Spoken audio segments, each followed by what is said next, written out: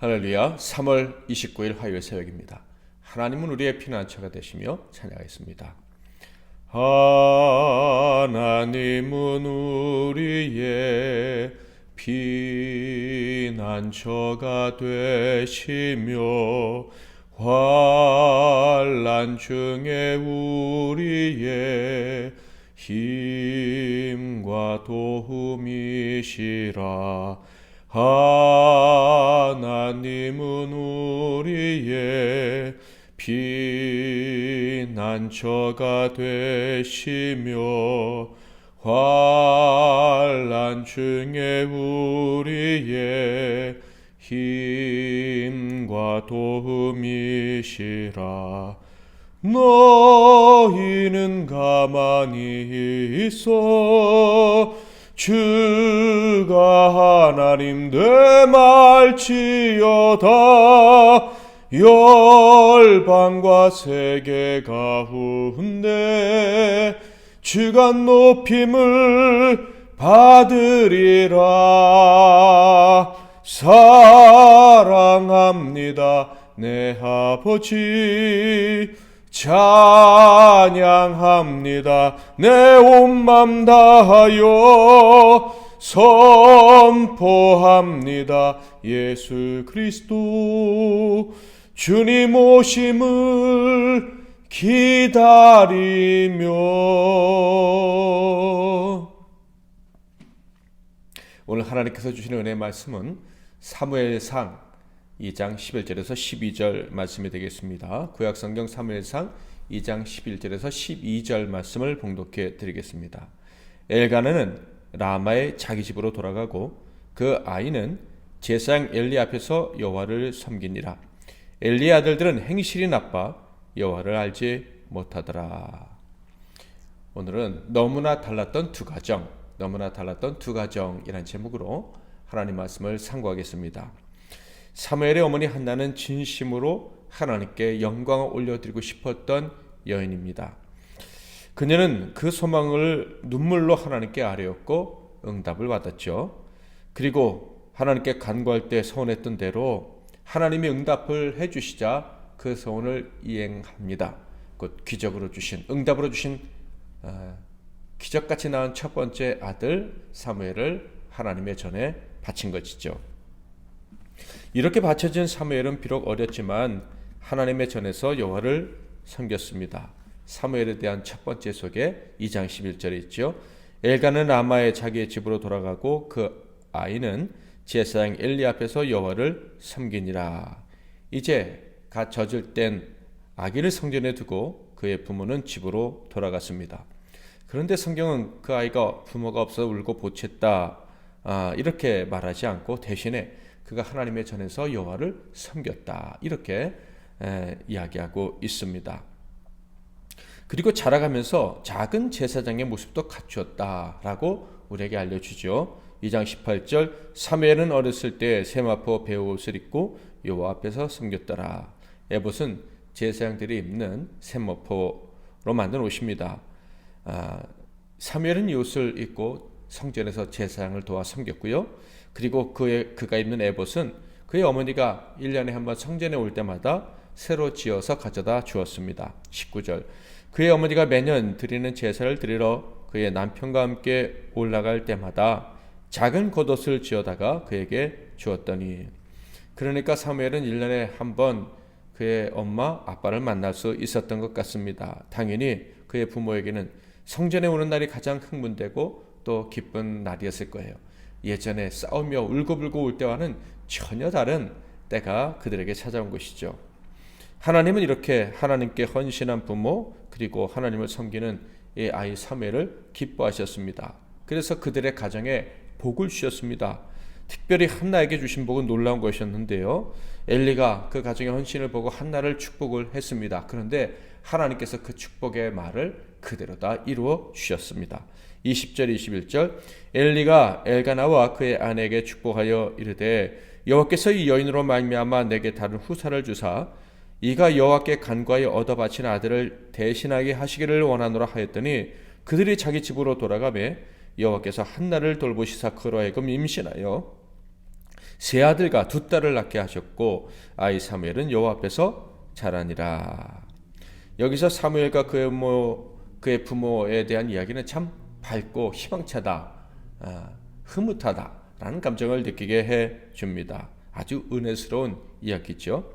심지어 영적으로 무지했던 엘리의 기도 역시도 이 가정에는 그대로 응답된다는 것을 알 수가 있었습니다. 그러니까 하나님은요, 그 사랑하시는 자에게는 모든 것이 합력해서 선을 이루어 주시는 거예요. 그러니까 영적으로 무지한 엘리라고 무시할 필요도 없고요, 그 함부로 정죄할 필요도 없어요. 하나님은 그 모든 것을 통해서 하나님을 사랑하는 자들에게는 복이 되게 하시기 때문입니다. 그런데 사무엘의 양육을 책임졌던 엘리 대제사장의 가정은 어땠을까요? 엘리는 대제사장으로 성전에 머물면서 사무엘을 양육하면서 또 사무엘이 성전에서 어떻게 섬겨야 되는지를 가르쳐 주었습니다. 또 사무엘의 부모를 축복을 해주기도 했어요. 그래서 그들의 가정에 복이 임했고 행복하게 되었습니다. 그런데 그의 가정은 참으로 비참한 가정이 되고 맙니다. 성경은 사무엘이 성전에서 어떤 모습이었는지를 가장 먼저 소개한 후에 곧이어 대조적으로 엘리의 아들들에 대해서 소개를 해줍니다. 11절과 12절을 볼까요? 엘가나는 라마에 자기 집으로 돌아가고 그 아이는 제사장 엘리 앞에서 여호와를 섬기니라. 엘리의 아들들은 행실이 나빠 여호와를 알지 못하더라. 아이 사무엘은 여호와를 섬겼습니다. 그런데 이에 비해서 엘리의 아들들은 여호와를 알지 못했다, 이렇게 이야기합니다. 여호와를 알지 못했던 이유는 행실이 나빴기 때문이라고 하는데, 이런 소개가 정말 제사장들에 대한 소개가 맞는지라고 의심이 들 정도로 말이 되지 않는 소개입니다. 제사장들이 하나님을 알지 못했다는 게 도대체 가능한 일입니까?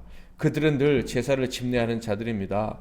하나님의 백성들이 제물을 가지고 오면 그들을 위해서 하나님께 제물을 드리고 기도해서 그들이 죄 용서받고 회복되게 하는 그런 엄청난 거룩한 직을 맡아 행하는 자들입니다. 그런데 그들이 하나님을 몰랐다. 그렇다면 그들의 드린 제사, 그리고 그들을 통해서 하나님께 제사를 올린 백성들은 도대체 뭐가 되는 것입니까? 이에 비해서 사무엘은 어땠다고요? 하나님을 섬겼다. 구절마다, 그를 소개하는 구절마다 그가 하나님을 섬겼다라고 강조하고 있습니다. 여기서 우리는 하나님이 평가하시는 방법에 대해서 분명한 지식을 가질 필요가 있어요.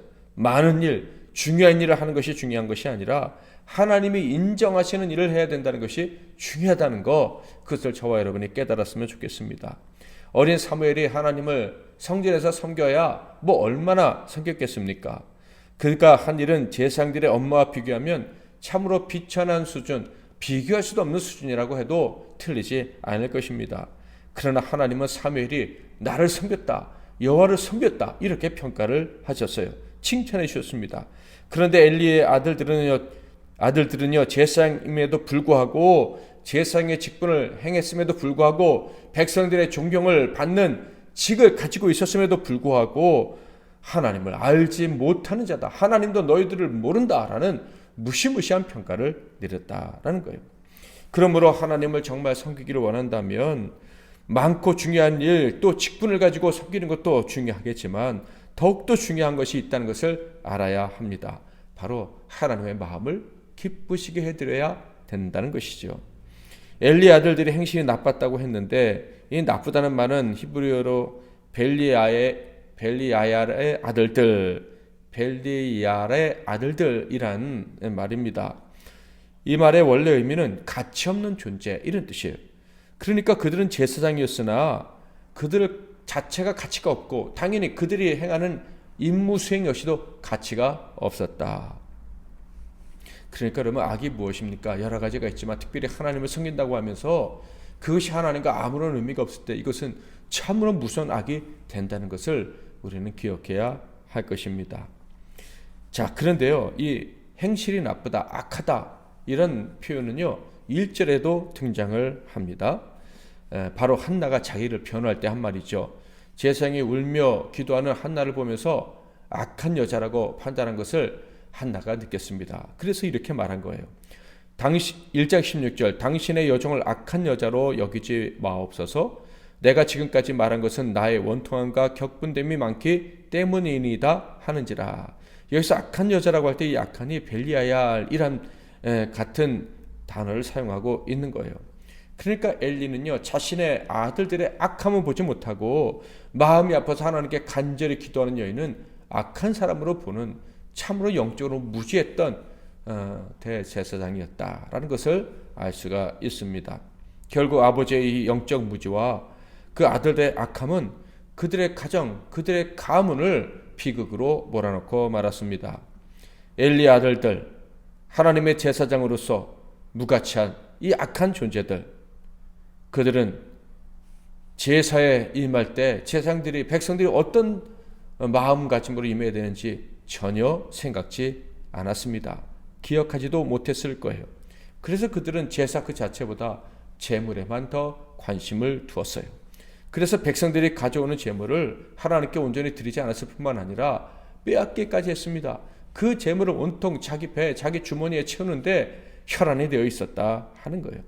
그들의 행실은 이렇게 요약됩니다. 2장 17절 이 소년들의 죄가 여호와 앞에 심히 크면 그들이 여호와의 제사를 멸시함이었더라.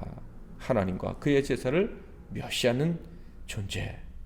그들이 이것이 그들의 행함으로 보여진 그들의 가치였다라는 거예요. 여기에다가 그들의 악행은 끝이 없었는데요. 심지어 성전에서 섬기는 여인들과 간음하는 악까지 저지릅니다. 이는요, 우상을 섬기는 우상의 신전에서나 있을 법한 아주 가증한 일이었죠. 그러므로 그들의 죄악은 죽음으로 심판을 받아야만 했습니다. 그런데 그들의 아버지, 영적인 소경과 같은 엘리는 그들의 악행에 대한 이야기를 듣자 뭐라고 말했습니까? 2장 23절 24절 그들에게 이르되 너희가 어찌하여 이런 일을 하느냐? 내가 너희의 악행을 이 모든 백성에게서 듣노라. 내 아들들아 그리하지 말라. 내게 들리는 소문이 좋지 아니하니라. 너희가 여호와의 백성으로 범죄하게 하는도다. 참으로 기가 막힌 훈계입니다. 이것은 훈계라기보다는 방치라고 하는 것이 더 옳을 거예요. 얼마나 사랑했으면 이렇게 방치했을까? 그런데 이것은 사랑이 아니라 악에 동조하는 것이었음을 엘리는 미처 깨닫지 못했던 것입니다.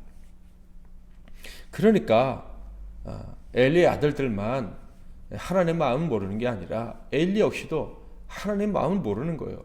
대제사장으로 하나님께 제사하고 기도하는 여인에게 책망도 하고 심지어 축복도 하는 그런 일을 했지만 그러나 그는 하나님의 마음으로부터 멀어져 있는 자였다. 거룩해야 할 제사장들이 이런 무섭고 더러운 죄악을 범했는데 야, 소문이 좋지 않으니까 조심해라.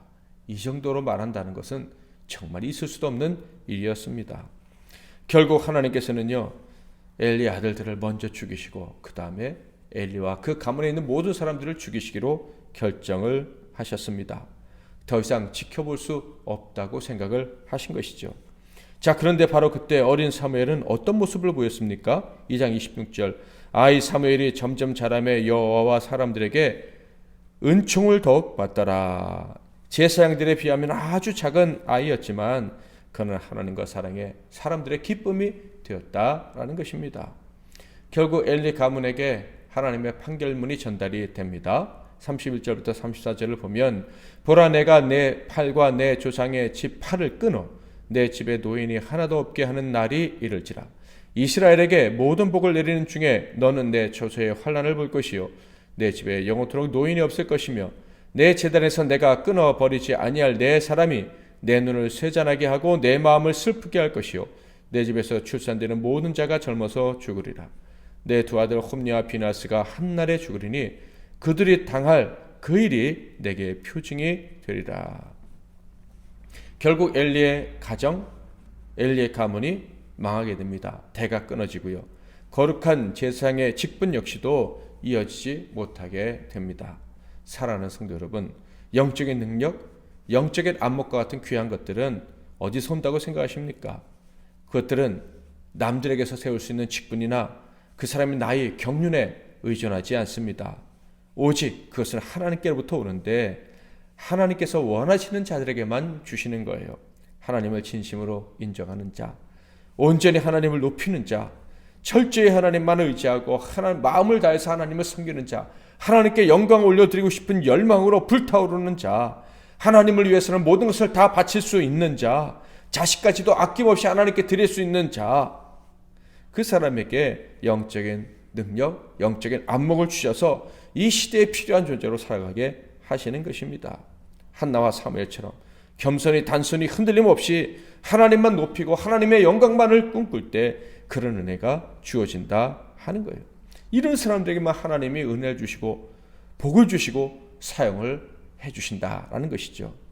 오늘 말씀을 통해서 우리가 받아야 될 교훈은 분명합니다.